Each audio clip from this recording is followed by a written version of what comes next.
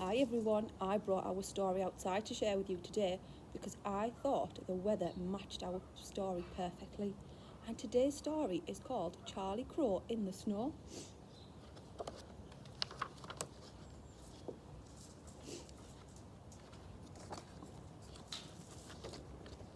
At the top of a grassy hill overlooking a stream stood Charlie's tree.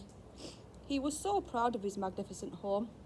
Sometimes Bear and Swallow came to visit and they told stories and watched the sunset.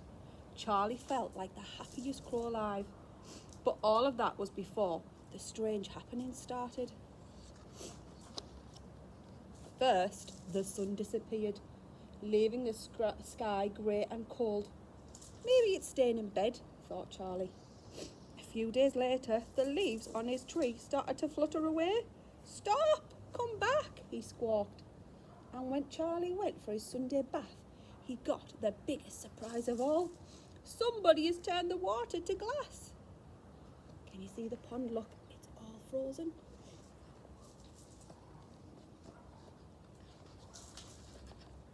Poor Charlie, how confusing it all was. Bear and Swallow will know what's going on, he thought, and he hopped off to find them. But all around was oddly quiet. Charlie was just about to give up his search when he bumped into a squirrel.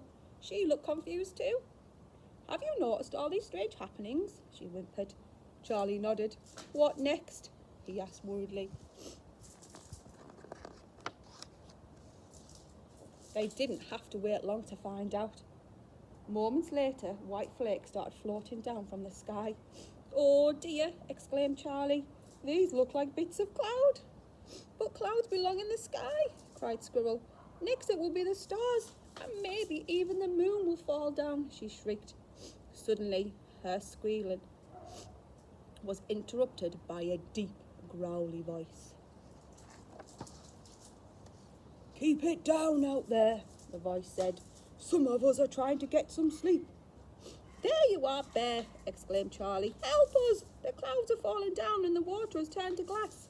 Poor Charlie, laughed Bear. It's not glass, it's ice. He told them all about the cold winter, when swallows fly away to the sunshine and bears stay in bed to keep warm. Charlie and Squirrel peered into Bear's den. It looks so cosy.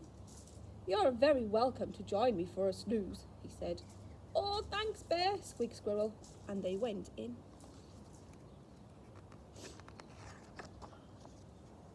Oh, it does look lovely and cosy. Look at that den. I think I'd like to join them in there.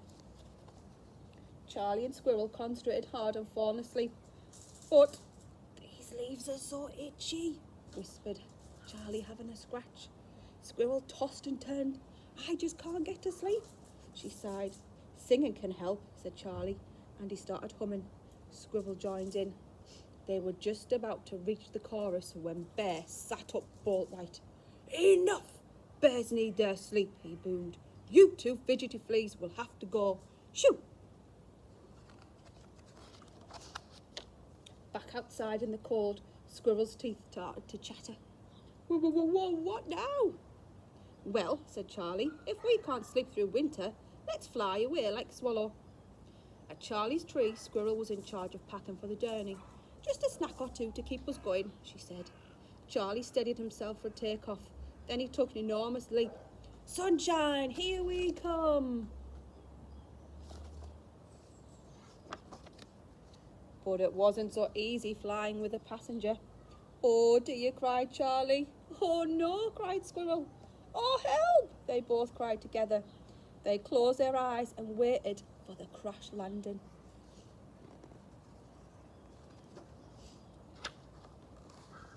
But instead, they landed, flump, in a soft, snowy heap.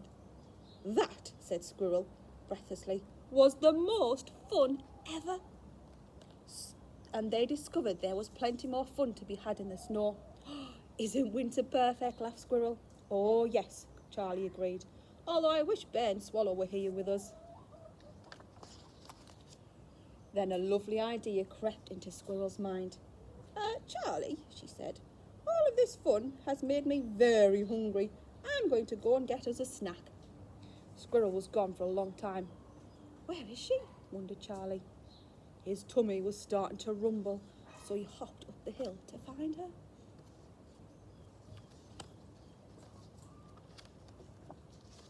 When Charlie reached his tree, Squirrel was not on her own.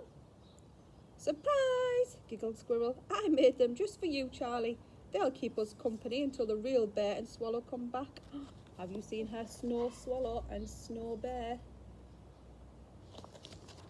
"Oh, Squirrel," said Charlie, "thank you. What a lovely thing to do."